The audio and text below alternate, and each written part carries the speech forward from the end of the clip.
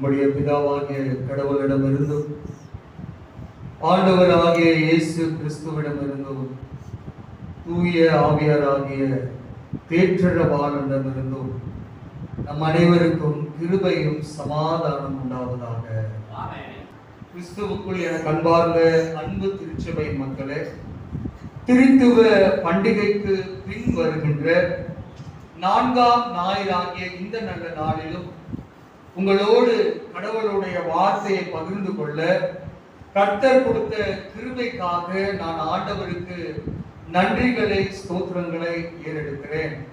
எனவே இந்த நாளிலும் நாம் அருளுரைக்காக எடுத்துக்கொள்ளப்பட்ட திருமறை பகுதி, நாம் வாசித்த நற்செய்தி பகுதியான லூக்காவின் நற்செய்தி நூல் 6ஆம் அதிகாரம் 36ஆம் வசனம். நம்முடைய ஆண்டவருக்கும் நாம் ஆராதிக்கிற கர்த்தருக்கும் பல குணாதிசயங்கள் இருக்கிறது என்பதை வேதத்தில் அநேக இடங்களில் பார்த்திருக்கிறோம்.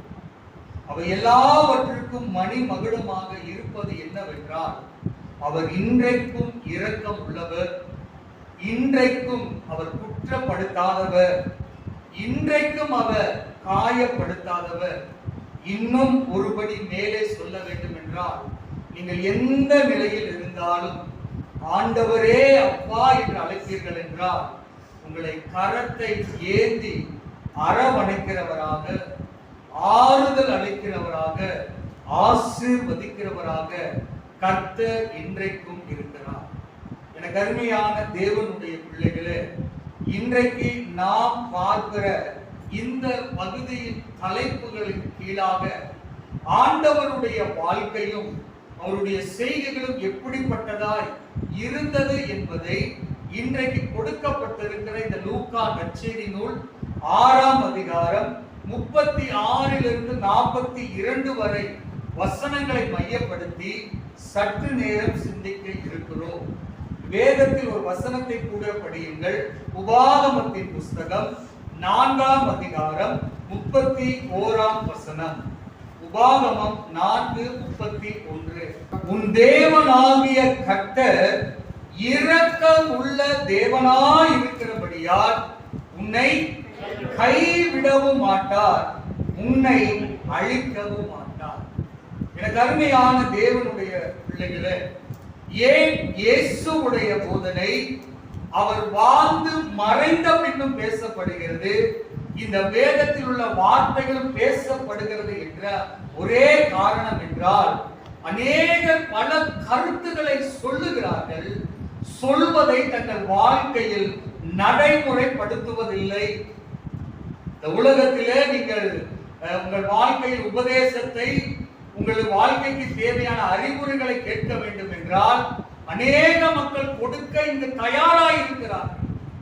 எத்தனை மக்கள் அந்த அருளுரை ஏற்று அல்லது அந்த காரியங்கள் தங்கள் வாழ்க்கையில் நடைபெறுத்தி இருக்கிறார்கள் என்றால் அது மிகப்பெரிய கேள்விக்குறி.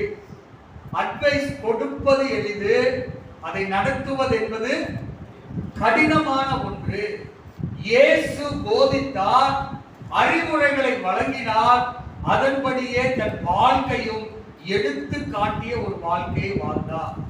எனவே இந்த நாளில் லூக்கா 6:36-42 பகுதியை அவர் போதித்தார்.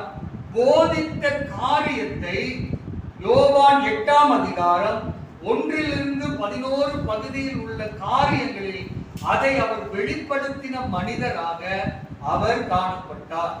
எனவே இன்றைய அருளுரை பகுதியும் நற்செய்தி பகுதியும் மையப்படுத்தித்தான் இன்றைக்கு நீங்களும் நானும் சற்று நேரம் இந்த தியானத்தை சிந்திக்க இருக்கிறோம்.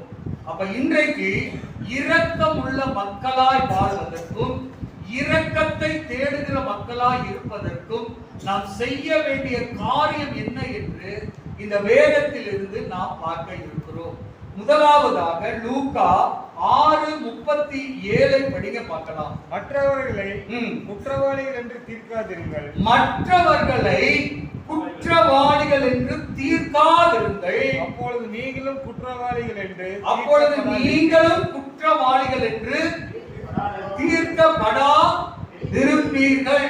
மற்றவர்களை எவ்வளவுதான் இந்த உலகம் அறிவிலும் விஞ்ஞானத்திலும் படிப்பிலும் எல்லாவற்றிலும் எவ்வளவு வளர்ந்து இருந்தாலும் இந்த உலகம் வளருகிற வரை, இந்த உலகம் வளர்ந்திருக்கிற வரை மனிதனும் தனக்குள் வளர்ந்திருக்கிறான்.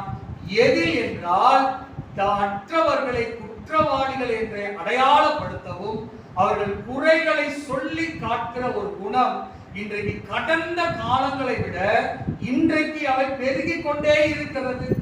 வேதத்திலும் நீங்கள் பார்க்கும் போது ஒரு இன்சிடென்ட் நடக்கிறது. யோவானின் புஸ்தகம் 8ஆம் அதிகாரம் 1 படிக்க பார்க்கலாம். இயேசு ஒலிவமலைக்கு போனார். மறுநாள் காலையிலே அவர் திரும்பி தேவாலயத்திற்கு வந்தபோது ஜனங்கள் எல்லோரும் அவரிடத்தில் வந்தார்கள். அவர் உட்கார்ந்து அவர்களுக்கு உபதேசம் பண்ணினார். அப்பொழுது விபச்சாரத்திலே கண்டுபிடிக்கப்பட்ட ஒரு ஸ்திரியை வேதபாரரும் பரிசேயரும் அவரிடத்தில் கொண்டு வந்து அவளை நடுவே நிறுத்தி, போதகரே, இந்த ஸ்திரீ விபச்சாரத்தில் கையும் மெய்யுமாக பிடிபட்டால் இப்படிப்பட்டவர்களை கல்லெறிந்து கொல்லப்பட வேண்டும் என்று மோசே நியாய பிரமாணத்தில் நமக்கு கட்டளையிட்டு இருக்கிறாரே, நீர் என்ன சொல்லுகிறீர் என்றார். அந்த மகளை பிடித்து வந்ததன் நோக்கம் அவள் விபச்சாரத்தில் செய்கிறாள் என்று அல்ல, அந்த மகளை விபச்சாரத்திலிருந்து விடுதலை பெற வேண்டும் என்று அல்ல, அவர்களுக்கு ஒரு விடுதலை தர வேண்டும் என்று அல்ல. நன்றாக கவனிப்பீர்கள் என்றால் அந்த வசனம் 6ஆம் வசனம் சொல்லுகிறது, யார் மேல் குற்றம் சுமத்துவதற்காக என்றால் அவர் மேல் குற்றம் சுமத்துவதற்கான காரணம் உண்டாயிருக்கும்படி அவரை சோதிக்கும்படி இப்படி கேட்கிறார்கள். விபச்சாரத்தில் கையும் மெய்யுமாய் பிடிக்கப்பட்ட இவளை உமக்கு முன்பாக கொண்டு வந்திருக்கிறோம். ஒன்று, மோசேயின் கட்டளைப்படி இவளை கல்லெறிந்து கொள்ள வேண்டும். நீர் இவரை மன்னிக்க வேண்டும் என்று சொல்லுகிறீர். என்ன செய்வது? பதில் சொல்லும்.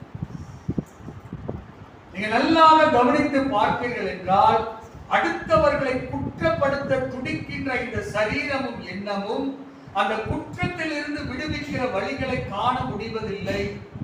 இயேசு சொல்லுகிறார், இரக்கம் உள்ளவர்கள் பாக்கியவான்கள், இரக்கம் பெறுவார்கள். ஒரு பக்தன் மிக அழகாக எழுதியிருந்த ஒரு அழகான வாக்கியம், கிறிஸ்தவன் இந்த உலகில் நீதிபதியாக வாழ அழைக்கப்படவில்லை. கிறிஸ்தவன் இந்த உலகில் நீதிபதியாக வாழ அழைக்கப்படவில்லை. மாறாக அவன் கிறிஸ்துவின் சாட்சியாக வாழவே நீங்களும் நானும் அழைக்கப்பட்டிருக்கிறோம். அழகான வார்த்தை பாருங்க. யாருக்கும் நீதிபதியாக இது சரி இது தவறு என்று சொல்லுகிற நியாயாதிபதியாக வாழ நீங்களும் நானும் அழைக்கப்படவில்லை. நம்முடைய வாழ்க்கை மற்றவருக்கு சாட்சியாக இரக்கமாக வாழ ஆண்டவர் இந்த நாளில் அழைக்கிறார். இன்றைக்கு உங்கள் உள்ளங்களில் இருக்கிற கற்கள் எத்தனை, அதை வைத்துக் கொண்டு நான் இரக்கம் செய்வேன் என்று எண்ணினாய் என்றால் அந்த இரக்கம் பிரயோஜனமற்றது, அந்த இரக்கம் இணையில்லாதது, அந்த இரக்கம் ஆசீர்வாதத்தை தராதது. உங்களுக்குள்ளாய் இருக்கிற அந்த கசப்பான கற்களை முதலில் நீங்கள் தூக்கி எறிய முற்படுங்கள். முதலில் நீங்கள் தூக்கி எறிய முற்படுங்கள். அப்படி நீங்கள் எரியும் போது இரக்கம் உள்ளவர்கள் பாக்கியவான்கள், இரக்கத்தை நீங்கள் பெறுவீர்கள். யோசித்து பாருங்கள், இந்த இடத்தில் நடைபெறுகிற அந்த ஜட்ஜ்மெண்ட் என்பது மிகவும் ஒரு குரூஷியலான ஒரு இடம். யாருக்கு தீர்ப்பை சொல்வது, எப்படிப்பட்ட தீர்ப்பை இடுவது என்பதை இயேசு சற்று அமர்ந்து பார்க்கிறார். ஒவ்வொருவரும் ஆயத்தோடு இருக்கிறார். இவர் எப்படி சொன்னாலும் கல்லை நாம் எரியலாம். ஒன்று அந்த ஸ்திரீயின் மீது தவறாய் சொன்னால் இயேசுவின் மீது. அப்ப இயேசு சொல்லுகிற ஒரு அழகான ஆணித்தனமான வார்த்தை யோவான் 8:7, உங்களில் பாவம் இல்லாதவன் முதலில் கல்லெறியட்டும். நல்ல கவனிங்க, உங்களில் பாவம் இல்லாதவன் முதலில் கல்லெறியட்டும். இந்த வார்த்தையின் அர்த்தம் அங்கு கூடியிருந்த மக்களுக்கு மாத்திரமல்ல, இந்த ஆலயத்தில் அமர்ந்திருக்கிற எனக்கும் உங்களுக்குமான வார்த்தை.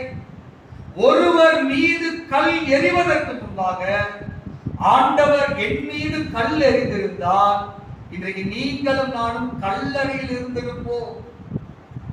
அவர் இரக்கம் காட்டியபடியால், அன்பு கூர்ந்தபடியால் இன்றைக்கு நீங்களும் நானும் ஜீவனோடு இந்த ஆலயத்தில் அமர்ந்திருக்கிறோம். அன்பார்ந்த தேவ பிள்ளைகளே, இன்றைக்கு உங்கள் உள்ளத்தில் இருக்கிற கல்லான அந்த இருதயத்தை உடைக்க முற்படுங்கள். உங்கள் கல்லான இருதயத்தை மாற்ற முற்படுங்கள். சதையான இருதயத்தை, அன்பான இருதயத்தை உங்கள் வாழ்க்கையில், உங்கள் குடும்பத்தில் வெளிப்படுத்தி பாருங்கள். உங்களுடைய இரக்கம் உங்கள் கண்களில் இருக்கிற கண்ணீரில் வெளிப்படும். ஆனால் அநேக மக்கள் இன்றைக்கும் நீங்களும் நானும் கற்களை வைத்துக் கொண்டு இரக்கத்தை செய்கிறேன் என்கிற பொய்யில் வாழ்ந்து கொண்டிருக்கிறோம். அப்ப முதலாவது காரியம், கற்களை அல்ல கரங்களை நீட்டுங்கள். இரண்டாவது ஒரு காரியம், லூக்கா 6ஆம் அதிகாரம் 42ஆம் வசனம். உன் கண்ணில் இருக்கிற உத்திரத்தை எடுத்து போடு, பின்பு உன் சகோதரின் கண்ணில் இருக்கிற துரும்பை கூர்ந்து கவனிப்பதை விட்டுவிடு. இன்னைக்கு அநேக வேளை நாம் செய்கிற காரியம் என்னவென்றால், என் கண்ணில் இருப்பது துரும்பு, ஆனால் மற்றவர் கண்ணில் இருக்கிற எதைத்தான் கூர்ந்து பார்க்கிறேன், தூசியை தான் கூர்ந்து கவனிக்கிறேன். இன்னைக்கு நல்லா கவனித்து பாருங்கள். நம் அருகில் இருக்கிறவர்களை, நம்மோடு இருக்கிறவர்களுடைய குற்றங்கள் குறைகளை சொல்லுங்கள் என்றால், மலமளவென்று அவர்கள் வாழ்க்கையில் இருக்கிற அத்தனையும் சொல்லுகிற காரியம் யாருக்கு இருக்கிறது? தாவீது தன்னுடைய வாழ்க்கையில ஒவ்வொரு இடத்திலும் கர்த்தரிடத்தில் தன்னுடைய பாவத்தை கன்ஃபெஸ் பண்ணும் போது மிக அழகாய் பண்ணுவார். 139ஆம் சங்கீதம் 23-24 வசனங்களை பாருங்கள். தேவனே, என்னை ஆராய்ந்து என் இருதயத்தை அறிந்து கொள்ளும், என்னை சோதித்து என் சிந்தனைகளை அறிந்து கொள்ளும். காரணம், வேதனை உண்டாக்கும் வழியும் எண்ணமும் சிந்தனையும் என்னிடத்தில் உண்டோ என்று பார்த்து. அழகான ஒரு வார்த்தை. தேவனே, என்னை ஆராய்ந்து அறிந்து கொள்ளும். அப்ப உச்சம் தலையில் இருந்து என் பாவம் வரை என்னுடைய பாவம் துரும்பாக நான் வளருகிற வண்ணம் எனக்குள் அந்த பாவம் வளர்ந்து நிலைத்து நீடித்து நிற்கிறது. கண்பார்ந்த தேவனுடைய பிள்ளைகளே, வேதம் மிக அழகாய் சொல்லுகிறது, நம்முடைய வாழ்க்கையில் ஒவ்வொரு மனிதனும் தன்னையே அவன் சோதித்து பார்ப்பான் என்றால் அவன் வாழ்க்கை எது நன்மை எது கெட்டது என்று அறிந்து கொள்ள முடியும். அதனால இரண்டாவது தலைப்பு இப்படியாய் எழுதி வைத்தேன், தூசியை அல்ல உத்திரத்தை அகற்றுங்கள். தூசியை அல்ல, உங்கள் உத்திரத்தை அகற்றுங்கள். அருமையான வேதம் சொல்லுகிறது 1 கொரிந்தியர் 11:31, நம்மையே நாம் நிதானித்து அறிந்தால் நாம் நியாயம் தீர்க்கப்படும். இயேசு அந்த இடத்தில் எந்த சலசலப்பும் இன்றி அந்த ஸ்திரீயையும் பார்க்கிறார், குற்றப்படுத்த வந்திருக்கிற மக்களையும் பார்க்கிறார். அங்குள்ள ஒவ்வொரு மனிதனின் நாவும் எண்ணமும் கற்களை எரிய காத்திருக்கும் போது அந்த பெண்ணோ தன் ஜீவனோடும் ஜீவனை இழந்தவளாய் நிற்கிறார். இந்த மக்களுக்கு வெறும் வார்த்தை சொன்னால் பிரயோஜனப்படாது, வெறும் அறிவுரை சொன்னால் பிரயோஜனப்படாது, வெறும் அதிகாரத்தை சொன்னால் பிரயோஜனப்படாது. அவர்களுக்கு உரிய வார்த்தை அல்ல, அவர்கள் ஆத்துமாவிற்குரிய வார்த்தைகள் சொல்ல வேண்டும் என்று சொல்லிதான் ஆண்டவர் சொல்லுகிற வார்த்தை, உங்களில் பாவம் இல்லாதவன் முதலில் கல்லெறிய. இந்த வார்த்தை அங்கு உள்ள ஒவ்வொரு மனிதனுடைய மனித சாட்சிக்குள்ளாய் அந்த வார்த்தை கடந்து சென்றது. யோவான் 8:9 சொல்லுகிறது, அவர்கள் அந்த வார்த்தையை கேட்டு மனசாட்சியால் கடிந்து கொள்ளப்பட்டு பெரியோர் முதல் சிறியோர் வரை ஒவ்வொருவராயும் போய்விட்டார்கள். கருமையான தேவனுடைய பிள்ளைகளே, மற்றவர்களுக்கு கரம் நீட்டுவதற்கு முன்பாக, மற்றவர்களை குறித்து குறை சொல்வதற்கு முன்பாக, முதலாவது அந்த நாவின் வார்த்தை வருவதற்கு முன்பாக உங்களை நீங்கள் நிதானித்து பாருங்கள்.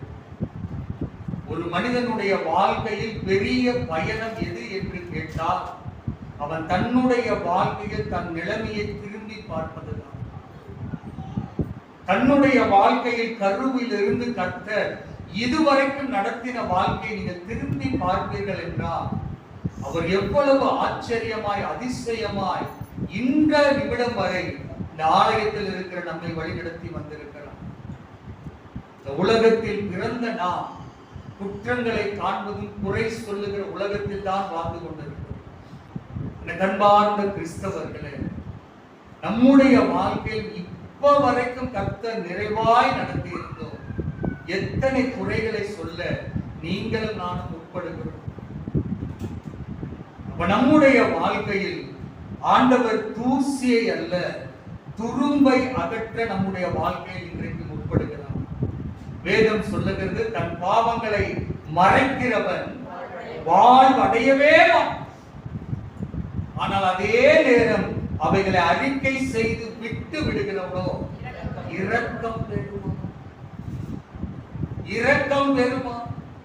இதை சொன்னவர் இந்த பகுதியில் செய்தும் காட்டினார். முதலாவது தலைப்பு, கற்களை அல்ல கரங்களை நீட்டுங்கள், தூசியை அல்ல என்னது உங்களோட உதிரத்தை அல்லது உங்கள் உத்திரத்தை அகற்றுங்கள்.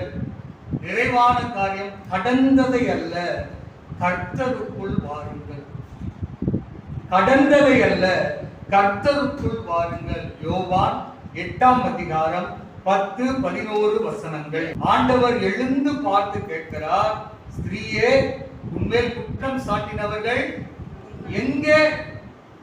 ஒருவனாலும் உன்னை, இத்தனை பேர் நின்னாங்களே, கல்லோட நின்னாங்களே, ஒருத்தர் கூட கல்ல வீசல. அப்ப எல்லா மகன் சொல்லுகிற, இல்லை ஆண்டவரே, அவர்கள் எல்லாரும் போய்விட்டார்கள் போது இயேசு சொல்லுகிற வார்த்தை அதுதான், நானும் உன்னை ஆக்கினைக்குள்ளாக தீர்க்க மாட்டேன். ஆனால் ஒன்று செய், நீ போ, இனிமே பாவம் செய். இந்த பகுதியை இறையிலாளர் மிக அழகாக எழுதுவார். இயேசு குனிந்திருந்தார்கள், அநேக கல்லெறிய முற்பட்டார்கள். எப்போது இயேசு எழுந்தாரோ அப்பொழுது நிமிர்ந்தவர்கள் அனைவரும் தலை குனிந்து நடந்தார்கள். நீங்கள் குனிந்திருக்கிற வரை உங்கள் மீது எரிய 1000 கற்கள் இருக்கிறது. நன்றாக தெரிந்து கொள். நீ அழுது கொண்டு, நான் பாவி, நான் செய்து விட்டேன், எனக்கு யார் இருக்கிறார் என்று நீ குனிய குனிய குனிய உன் மீது கல்லறியவும் குறை சொல்லவும் இந்த உலகத்தில் 1000 பேர் இருக்கிறார்கள். இயேசு என்னோடு இருக்கிறார் என்று எழுந்து நின்ற படகு உனக்கு எதிர்த்து நிற்கிறவர்கள் தலை குனிந்து நிற்பதை நீங்கள் பார்த்தீர்கள். வேதத்தை நீங்கள் இப்படி வாசித்து பழகி பாருங்கள். இந்த வேதத்தை உங்களால் படிக்காமல் இருக்க முடியும். குனிந்தவர் எழுந்து நிற்கிறார், கற்களோடு நின்ற மனிதர்கள் கல்லையும் போடுகிறார்கள், உள்ளத்தையும் கீழே போட்டவர்களாய் தலை குனிந்து போகிறார். ஆனால் ஆண்டவர் எதிர்பார்க்கிறது, இனி நீ பாவம் செய். அன்பார்ந்ததே உடைய பிள்ளைகளே, அவர் கரம் கொடுக்க வேண்டும் என்றார். உங்களுடைய கண்களில் இருக்கிற இந்த உத்திரத்தை அகற்ற வேண்டும் என்றார். உங்கள் வாழ்க்கையில் கர்த்தர் வர வேண்டும் என்றார்.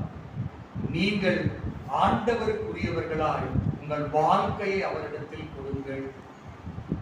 எல்லாரும் சேர்ந்து பாவி என்று கொண்டு வரப்பட்ட மகளையே அவர் பரிசுத்தமாக்கினார் என்றார். கருவிலேயே உங்களை என்னை சுமந்த கர்த்தர் கைவிட்டு விடுவார்? அவர் விலகி விடுவாரா? அவர் நம் கண்ணீரை துடைக்கிற கர்த்தர் அல்லவா? நாம் பாடின வண்ணமாக எங்கோ அறியாமல் இருந்தோம்.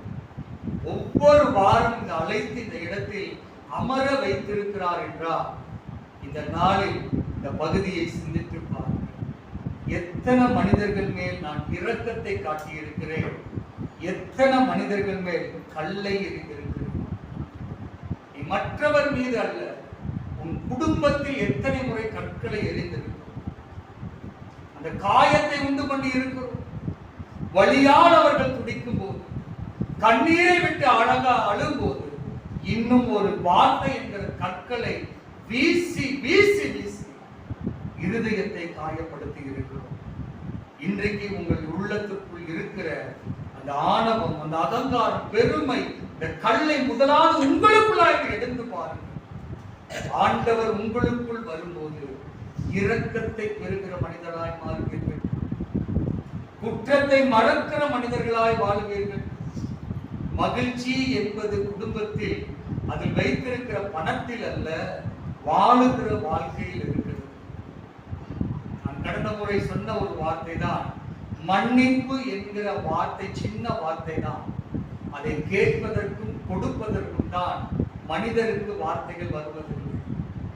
மன்னிப்பு என்பது ஐ எம் சாரி, இந்த வார்த்தை என்னதான்? சின்னதுதான். அதை கேட்பதற்கும் கொடுப்பதற்கும் தான் இன்றைக்கும் இந்த உறவுகளுக்குள்ளாய் தயங்கி நிற்கிறோம். எதை கொண்டு போக போகும்? எதை எடுத்துக்கொண்டு போக போகும்? நீங்கள் அந்த வார்த்தையை கேட்பீர்கள் என்றால், நீங்கள் இல்லாத போதும், நீங்கள் இழந்த போதும், நீங்கள் பேசின அந்த வார்த்தைகள் உங்களுக்காய் உறவுகள் கண்ணீர் சிந்தும். உங்களுக்காய் உறவுகள் கண்ணீர் சிந்தும். பார்ப்பாளர்களுக்காய் அல்ல. என்னிடத்தில் என் அண்ணன், என் சகோதரன், என் கணவன், என் மனைவி மனதார கேட்ட இந்த வார்த்தை போதுமான கருமையான தேவ பிள்ளைகளே, ஆண்டவர் நமக்கு கொடுத்த இந்த வாழ்வில் இதுவரைக்கும் கல்லை எடுத்து வைத்திருப்பீர்கள் என்றால் இன்றைக்கு அதை எரிந்து விடுங்கள். துரும்போடு இருப்பீர்கள் என்றால் இந்த கண்ணை பரிசுத்தப்படுத்துங்கள். கடந்ததை அவர் ஒருபோதும் நினைப்பதில்லை. உங்களை ஒப்புக் கொடுங்கள்.